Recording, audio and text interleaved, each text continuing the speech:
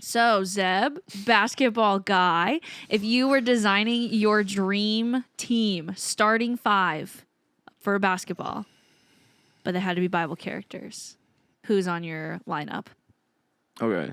Well, first of all, it'd definitely be Jesus at point guard because Okay. point guards have to make a lot of quick, good decisions. Nobody's making a better decision than Jesus. Jesus. We can all Amen. agree on that. Yeah, we can all agree on that. So, yeah, definitely Jesus at point. And then at shooting guard, I'm throwing David because David has been known to do a lot of really hard tasks. He's very athletic. I said the only thing that would like slow him down if there was like girls on the side watching him. That'd be the only thing that might mess him up. That might distract him. by the That was a cheerleaders. great Seriously. one right there, yes. At small forward, John the Baptist, because I said John the Baptist would be baptizing people on the court and off the court. So I feel like John the Baptist would be pretty good. And him and Jesus got some chemistry. Right, yeah, so yeah, that yeah. works. They're bros. They got camaraderie on the court. At power forward, we're playing Samson. Ain't nobody want to drive into the paint and have to deal with Samson. I mean, that'd be like running into Dwayne the Rock Shaq.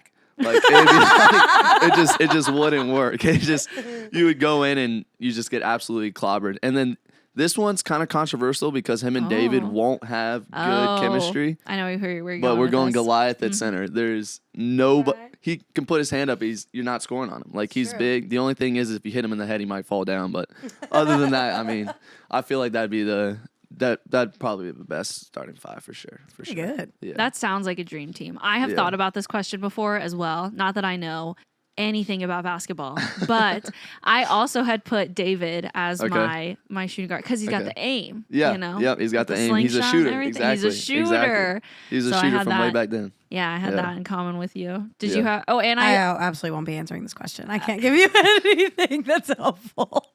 I don't know anything about sports. We know that. I think I also had Samson and Goliath. I think not me, but another student who I talked about this with picked Elijah because there's that one scene where he outruns that messenger dude. Yes, because he's fast. 'Cause he's I super thought fast. about was it who was the guy who got sold off to his brothers? Joseph. Joseph. That's what I thought. Joseph, when he ran away from the Pharaoh's wife.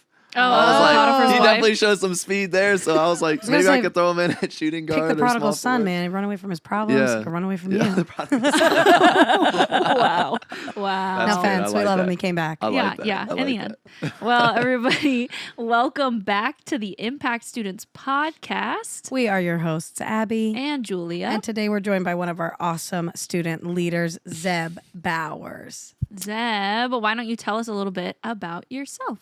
All right. Well, my name is Zebedee Bowers. Everybody calls me Zeb though, because Zebedee is a little bit of a mouthful sometimes. I went to this church when I was younger. Went to a different church and then came back, and I'm very happy to be back. A little bit about myself. I love anything athletic. I like basketball, soccer, a bunch of different sports I can play. I like to work out, spend time with my family, play the ukulele, all that kind of stuff. And yeah, that's just a little bit about me. No. And you're a very funny guy. Appreciate it. Yeah. Appreciate it. True. What is one thing? So you're very funny, but what's one thing that always makes you laugh? Well, I'm not gonna say Abby because we have to try to stay humble and all this kind of stuff, and we know that you like to make a lot of jokes. Sometimes they're hit, sometimes they're missed. Like Babe Ruth hitting a home run or sometimes striking out. You know how it be. Just say nice things about Oh, me, Zeb. I'm sorry. Yeah, Abby's very funny. Don't worry. Thank you. But no, definitely AZ, also known as Azariah, my little brother. He's a big cute guy. When I'm having a rough day and I come home, and he used to call me Boo because we played basketball all the time, and every time we would score, he would go, boo. So he called me Boo for a long time, and every time he'd be like, where's Meridio? And he'd point to Meridio. He'd be like, where's Kiko? He'd point to Kiko. And she'd say, where's Zeb? And he'd go, boo. And every single time he'd go, boo. So he started calling me Boo. But then we just recently went to Gatlinburg for my basketball nationals. And every single soul in the Victory organization calls me Z. Everybody knows me as Z. Even the lady who like runs the basketball calls me Z. So we came back, and for the past 3 weeks, 4 weeks we've been back, he's called me Z. So he'll come up to me and he'll be like, Z, Z. And he'll pass me a ball, or he'll ask me I put my arms in a hoop like this.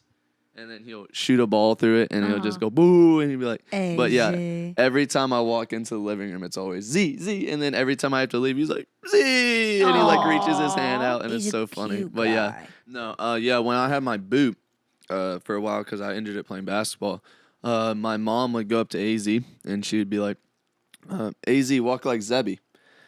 And since when you have a boot, you don't wear it in the house because it's annoying and it's uncomfortable. So I would just have it off and I would hop everywhere. Uh-huh. So AZ is in his imitating stage. So he was like, okay. And so AZ would literally Like gallop around. yeah, like gallop around the house when my mom was like, walk like AZ. Even though it was making fun of me, it was still really funny. But so yeah. He's so precious. Yeah, he's the boy. We He's call a him the big boy. boy. He's our boy. Well, speaking of childhood, AZ's a baby, and you were once a baby. A long, long time ago. Just tell us a kidding. little bit about your childhood and growing up in the church, what that was like. So I grew up here at Salem Field, so I was about 5. Gave my life to Christ at 4 here, actually, after Sunday service. Excuse me. And I didn't want to do it in the mic. That's a gas and then yeah, I went to Lake of the Woods Church. Spent the majority of the rest of growing up there. And then I came back here August last summer. But yeah, I grew up in a church family, had parents that dragged me to church and all that kind of stuff, which was for my good, I guess. But yeah, just played soccer my whole life, played sports my whole life. That was when I was younger. My dad wanted me to try out every single sport to see which one I was the best at, and then pursue that sport. So I literally did wrestling, swimming, basketball, soccer. I danced. That was it ran in the family. Just like it ran your in the family. I was about to sister. say everybody in my mom's side of the family are insanely good dancers. And so I danced. I did a bunch of other things. I've played tennis. I've played golf. I've played volleyball, all for fun, not obviously a season. But Right. but yeah. So I just baseball was another one I played. But yeah, so I was very stimulated in sports as a kid. Yeah. So, yeah, definitely. No. And growing up in the church, so you spent some time here, but you spent a good majority of it at Lake of the Woods and then came back here. How did growing up in the church impact your faith journey? Well, I feel like it's something good to have, first of all. Like to have that constant learning more about Christ, to have that constant being surrounded by good community is super duper important, especially when you go through different things. That church community, like when I was younger and I was in middle school, you're at that age where you try to act super cool. You have to act like you fit in, all Yeah. that kind of stuff, and it's really hard. But after a while, I realized that didn't matter, and then the church became my family. Like the church became the people I came to when I was having a rough day. I'd hang out with them, and it's better. The day I'd have a rough day, I'd talk to them about it, tell them what's Yeah. going on, and they would help me with it. And it's really good too because you get advice from people with the same beliefs than people who are just people that say yes or you're so right or this, that, and the other. Where when you're in a Christian community like that, they give you the biblical answer Right. the majority of the time. So that's what's really important to help you stay on track. Yeah. So. So that community 100%. really shaped you, helped you grow into who you are today. Yep. Was there ever a moment where you almost like a turning point or a moment where faith got real for you? Like it wasn't just something you saw other people doing. It wasn't just something you heard about. It was like, this is mine. Yeah. So when it really got real for me was I had just gotten out of a really bad relationship with a girl. It was like my first real relationship. Yeah. And it tore me apart. Like I was super duper light. I was like 128 pounds at like 5'9", 5'10", so Wow. that's not good at Yeah. all. I was ridiculously skinny. Um, and it was really rough, especially because I wasn't sure how to handle it. I kind of pushed my parents away at the time. I pushed my family away, and I kind of just wasn't the nicest person to anybody, and it kind of really messed me up. But then I went to a teen camp that my church had hosted, and there was something different about it. It was all of a sudden I had people to talk to. I had Yeah. people to open up to. I was basically pushing everybody away, didn't want to talk to anybody, try to deal with it on my own. But then God said, no, you need to talk to these people. You need to let these people work through you, help you with your problems, because half of them were going through something just like you. And so Teen Camp 2022, I officially rededicated my life to Christ because God worked through me, and I'm sure Mark will talk about this later, but Teen Camp 2022 for both of us was a really big stepping stone into saying, okay, I'm done being a lukewarm Christian. I'm Right. done not doing what God wants me to do in my life, saying, okay, I'll praise God when I go to church, when I do this, that, and the other, but I want to live for me. And then Mark and I both that week made the decision that, okay, this is the step that we're going to take. This is what we're going to do. And rededicated my life and had a really, really good summer of missions, led a lot of kids to Christ that year, and it was really good. So, yeah. That's really good. I want to take it back quick to you mentioned that you found yourself in a really unhealthy relationship, that really affected you and your faith at the time. What kind of was the point in that where you knew something needed to change, and how did you find yourself getting out of that? Well, when I found myself, just I'd say there's two big points that I definitely noticed, unfortunately a little bit too late. But one of them was I went against God more and more and more, like what he wanted for me, the Ten Commandments, all that stuff. Like, The just rebelling. yeah, just Yeah. yeah, exactly. Like, I love Bon Jovi, but I used to love "It's My Life," the song. I haven't listened to it since because that whole time I was saying, "It's my life. I can do what I want. I can do whatever I want. Like, it's my life. I'm gonna make this decision because it's good for me, right?" And so I actually stopped listening to that song after I got out of that because I was like, that is not, because I'm pretty easily influenced by music. Yeah. So like the songs I listen to, I found out were really important. So I've been focusing on listening to more positive music nowadays. But yeah, so I listen to that song all the time. But I realized that it's not my life. I'm living for God. So that was one of the things is I started rebelling. I was a young, I think, freshman. And so it was just rebel, rebel, rebel. And then the other thing was that I lost my tight bond of a relationship that I had with my family. I had a super tight bond when my family went through everything with the divorce.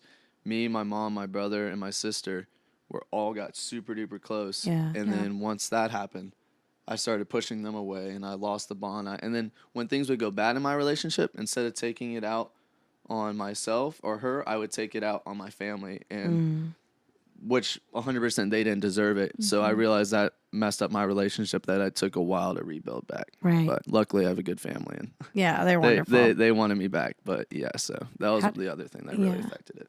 How do you feel like that challenge or challenges similar? How did you see God use them to bring healing and growth in your life? So I actually, when I left Lake of the Woods, I just I took a big break, and then I got in another relationship with a girl, and that one altered my life even more. So like I didn't know what to do, but especially last summer when everything happened with that and I had to change churches and all that kind of stuff. I never realized how much my parents cared about me until all of that happened. Because my parents stood by my side no matter what. They helped me grow to the person I am today. And literally last summer was a big turning point that I really needed because I had rededicated my life to Christ in 2022, and then it slowly started to fade. Mm. And then once that happened, like my stepdad Jesse and my mom showed me an unbelievably amount of grace, even though I completely deserved what was coming for me, and they just continued to love me. Jesse had me watch like Stephen Furtick in the morning, and all this kind of stuff. Had personal Bible studies with me and all this kind of stuff, and I just realized how much my parents really do care about me. Yeah. And the craziest thing for me that I couldn't wrap my head around was when Jesse first came into my life. I was kind of weirded out because I was like, well, you're not my dad. Why are you trying to act like my dad? Like, this is weird. But then after that, I was like, to see someone care about somebody that's not even like blood related their own. You're right. To have someone just come into your life and care about you that much, I said, is a true act of God's love working through him. Yeah. God used your parents to show you the hands and feet of Jesus on earth, which is beautiful. And for those that don't know, Zeb and Meridia are siblings. Yeah. So I have known Zeb for a long time as well. We told the story during Meridia's of how I know you guys. And even in just the time that you're here, and obviously I've known Jesse a really long time too. Yeah. Even in the time that you're here, I've seen so much growth in you from what, I mean, I haven't seen you in years, but God bringing you guys back here and being able to watch how you have leaned on him since you've been here, and watching all that growth has been really beautiful. And I see evidence of him working in your life day in and day out. So know that, you know, other people see you too and see the growth that you've made and all that you're doing. And you're a leader for this church now too in such a short time. You guys have done so much. Yeah. And you talked about, you know, you had this rededication life encounter in 2022, and then it kind of faded, but then you came back over the summer. And so you've, you know, been trying to stay dedicated and on track with your faith. What have you really been doing? Like, what kind of spiritual practices or what kind of daily devotional type of things have you been trying to do and put in your life so that you do stay the course? Yeah. No, 100%. So one of my favorite things is prayer. I pray 5 to 10 times a day.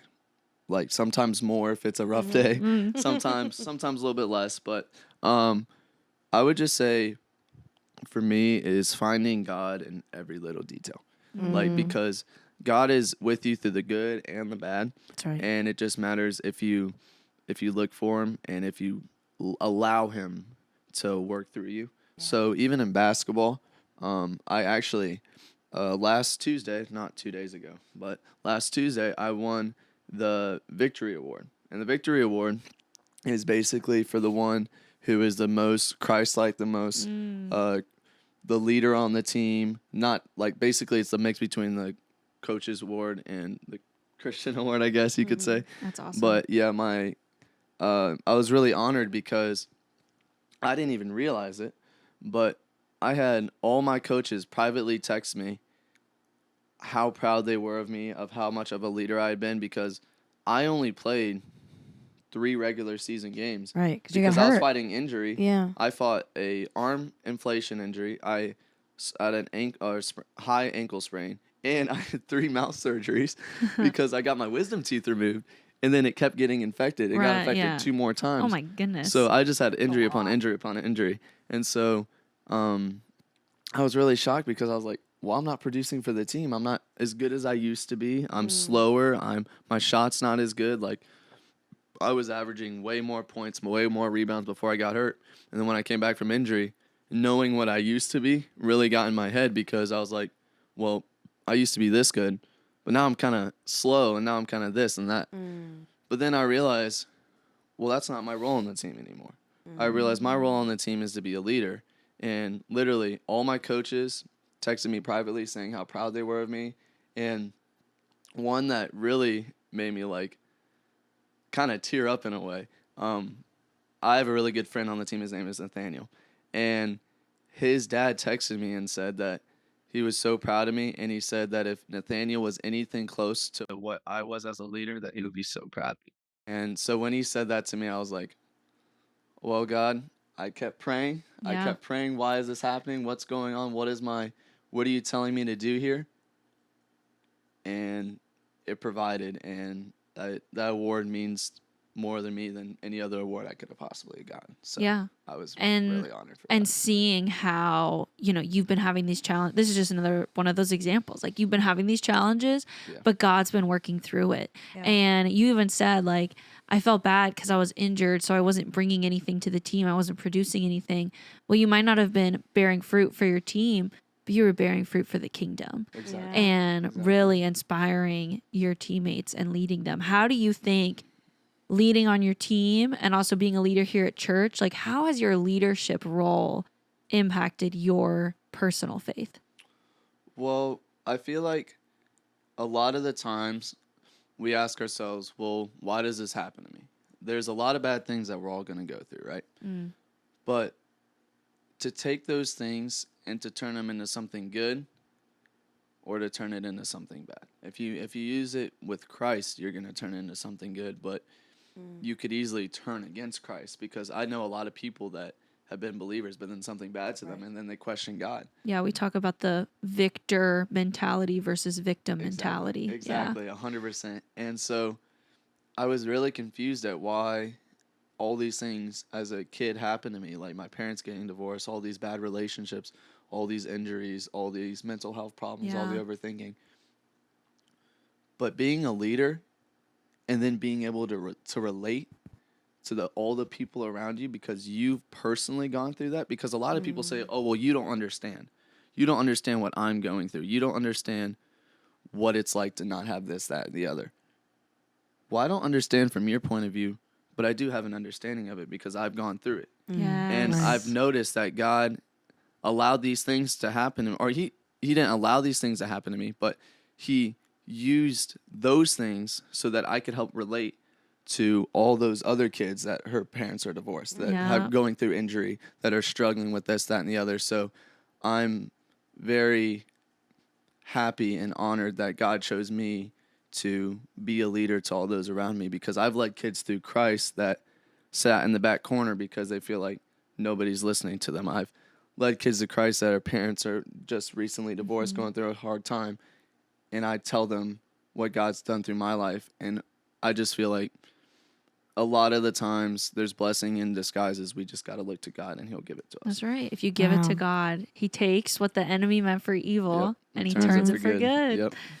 That's quite a perspective Yeah. to have at your age already, too. I think a lot of people, especially our generation, I'm going to get a little controversial, gets stuck in victim mentality Yeah. and like to blame. Yeah. But I love to see that instead of blaming God or blaming others, you said, God, I know you didn't cause this.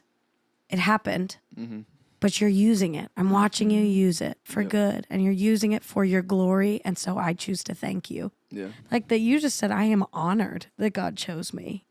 That's wild. A Yeah. lot of people don't say that. That's Zeb. very Paul of you. Yeah. That thorn in your side. And I'm honored God chose me to go through this because it has meant I've seen kids find the kingdom. I've seen kids be adopted into the kingdom of Jesus. That's huge and that's major. And I know that you lead, like, you've led a good news across sports, right? Yeah, many and you times, do. many Yeah. times, yeah. Missions and serving. And how have you seen things like that? And when you get to lead kids to Christ and you watch people find Jesus for the first time and you serve and you pour out, how have you noticed that affecting your own faith and your own life? Well, so my whole life, I wanted to be a professional soccer player. That's all I wanted to be. I wanted to be the best. I did all the camps. I was trying out for the state team, all this kind of stuff. And I pursued the thrill of it. And I pursued the thrill through roller coasters. I love roller coasters. Like, Who the first- doesn't? The first, like, as Heck soon as yeah, I got man. the 54 orange bracelet at King's Dominion, first All ride I bets rode are off. was the Intimidator. I literally Yes. went straight to the Big Kahuna. That's and I was like, awesome. all right, we're riding this. And so I just liked thrills, and I liked jumping off of rocks on the water, like cliff jumping, all that, like, yeah, crazy God bless stuff. you. Yeah, crazy stuff to get the adrenaline going, right? But those were all good feelings, and they were temporary. But I can still remember the feeling that I had when I led my first kid to Christ. To seeing a kid run back to their mom and dad after a good news club saying, Mom, Dad, I accepted Christ for the first time. Look, I got my own Bible. Look, I got my own wordless book, all this kind of stuff. I'll literally never forget the moment. I was sitting down and I was sitting down in a circle, and I was just finished my like first lesson in front of a huge group of kids. I'm talking like 50, 60 kids. So I was like super nervous, super chattery, but it went well. And some kids came back to accept Christ. And we went through all of them. Some of them had questions. Some of them wanted to accept Christ. And then I got to this, I guess, brother and sister. And I talked to the brother. He was like, yeah, I've understand that I've messed up and I want to accept Christ. And he was ready to accept Christ, realized what he had done, realized what he was doing, all that kind of stuff. But then his sister was right there holding on to his arm, like, because she didn't want to be left alone in that big group. And I explained the promise and what God is going to do through his life and accepting it. And she let go of his arm, came up to me, tapped me on the shoulder, and said, sorry, it's just, Emotional. yeah, That's okay. emotional. Emotional too. She said, Mr. Zeb, because everybody called me Mr. Zeb. Oh. Mr. Zeb, I want to accept Christ into my heart because I want to live with my brother in eternity. Wow. Oh. And I legit, like, I looked over at my friend Adam Pellegrin, who's done it 1,000 times. You know Adam.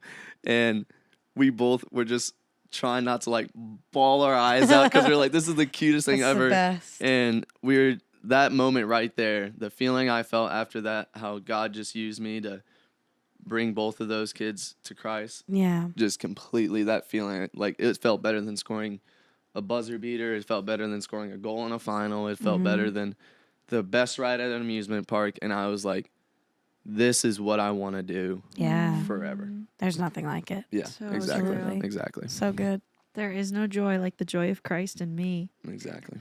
Oh, goodness. Looking as well, you've talked about how, you know, through the challenges that you faced, you have been able to pour into others and relate to their experiences. Let's say, you know, you're talking to someone who's going through a really hard time. They're facing a storm and they say to you, Zeb, I don't see God in this at all. Like, I just don't understand why this is happening. What are you saying in response to that? What kind of advice are you giving them? Okay, so you said if they're going through something, but they just can't seem to find Christ in it? Yeah. Okay. They don't see how God is working in their life right now. Yeah, I've actually had situations like this before. I've had a lot of people. Two of the biggest things is, how can I see God through this situation? And then the other one is, why would God forgive me? A lot of the one I hear with teenagers is, I've done so much wrong. I've done so much bad. Why would God forgive me? So if they say that, then I say, well, God forgave me. I've messed up countless times over and over and over again. I shouldn't be forgiven. Like, there's been so many people, even in the Bible, when Saul became Paul, right? Saul hunted down Christians and murdered them. Yeah. I don't think you've done that. I'll venture to say Yeah. you probably haven't gone that I would far. hope you haven't done that. And yet, Paul later became one of the most inspirational people in the entire Bible. Yeah. So that's one of the things I like to bring up. And the other thing is that, okay, I'm going through this. How could God possibly be working in this? I asked myself that question too when my grandpa was diagnosed with stage 4 tonsil cancer and was given a couple of months to live. Right. We didn't realize it at the moment, but there was family turmoil, and my mom's side of the family and our side of the family had been ripped apart. When my grandpa got cancer, we all came back, and we sat there and prayed over and over and over again. And still at the foot of his bed today, 15 years later, he has his prayer blanket at the foot of his bed that we prayed over him every single day. Wow. And him going through that moment where we thought, why is this happening? Like, what is going on? Like, my grandpa was such a big role in all of our lives, my lives, my mom's life, all of his daughter's life, his wife's life, all this kind of stuff. And we're like, why is this happening? It brought us all back together. And now we live with my grandparents. Wow. Like, my grandparents are like my second parents. I love my grandma. She's the funny. I honestly, this is a compliment. I could see you being like my grandma in 40 years. My grandma is funny. She's energetic. We go on Taco Bell dates all the time together. That's adorable. And That then- sounds like something I would like. I And want to go then- to Taco Bell. And then my all the grandpa, before Jesse came along, was my dad. Like my grandpa was my dad for a solid 3 years. Right. My grandpa helped me learn a bunch of stuff, and Jesse luckily came in and helped him because he's gotten older. But yeah, there's a lot of things that I didn't realize was going on, but God continued to put different things that were bad going on and turn them into good every single time. You just got to see it through. That's right. Yeah. He works all things gotta for your wait. good and his glory. Sometimes you got to wait longer than you want You to. gotta wait through the but storm. You just gotta wait. You gotta It's wait. true. You gotta trust. It's Yep. true. Well, I'm going to ask you something. I mean, you're good at giving others advice. If you could look back and give your past self one piece of advice, what would it be? Give myself past advice. I would say don't live for the world, live for the Lord. I would say one of the hardest things is I was continuing to chase different things in my life that were of the world instead of God. And every time it led to something of the world Right. Right? and not of God. Absolutely. You know what I mean? Yeah. So I would definitely say that. And the other thing is kind of like what Pastor James has actually been talking about is what decisions you make now, how will they affect the future? Yeah. To think about the future, because I would always make decisions in the moment Right. instead of thinking about, what it could do for me, what it could do to others, good or bad. Yeah. So I feel like when he was preaching on that was really hitting on me, because I was like, well, I always just made a decision. It's like, oh, this looks good for a couple of days. Yeah, let's do that. Instead of, Right.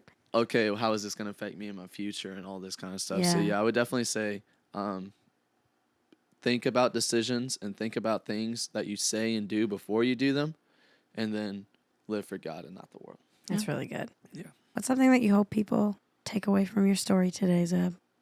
What did you say? What's something that Oh. you hope people take away from this today, from hearing your story and all that you've shared? Yeah. One, that God can use anybody. Like, you can, no matter what you've gone through, no matter what you've done, God will forgive you. God will be there for you. God will help you through it, and he will use you for his kingdom as long as you let him. And the other thing is that try to be there for others. Like, we're all human. We're all going to make terrible decisions. We're all going to make great decisions. We're all going to go through different things. Sometimes life deals you a rough deck of hands, and you just got a rough deck of hands. I was with you. I was just I gonna was keep following. going. Okay, we'll just roll with it. Yeah, but sometimes it's hard. Sometimes you don't understand why it's going on. But I would say look for God in every moment, no matter what. Because one of my favorite songs, it's by Ring Collective. It's called Gratefulness. It says, I'll choose to see my pain as some kind of blessing, and I'll choose to see my trials as some kind of joy. If you can take all the bad things that the devil and that life tries to throw at you, and you can turn them to good and make yourself even stronger. One of my favorite analogies is I love to work out. So when you're working out, you're actually tearing your muscle, and it's tearing it down, but then it grows back bigger. It grows back stronger. Exactly. Yeah. It grows back bigger and stronger. So if you're getting torn down and people are coming at you and the world's coming at you and the devil's coming at you, it's going to tear you down, but God's going to build you up to be even stronger next time. And you're going to get through it as long as you fall back on God instead of the things of this world. That's so good. What else is So, there to say, man? Good. Amen, honestly. Well, thank you, Zeb, and thank you everyone for tuning in for another episode of the Impact Students podcast. We hope that you have enjoyed this very impactful story. And I hope that if you're going through something right now, trials or storms, you never know what's waiting at the end, or like Zeb said, how long you might be waiting. Right. But you can trust that if you keep your eyes fixed on God, he's going to take those challenges and those struggles and he's going to turn them for good. That's And we right. can see that as evidence in Zeb's life, which is amazing. So thank you for tuning in, and we can't wait to see you for another episode Bye.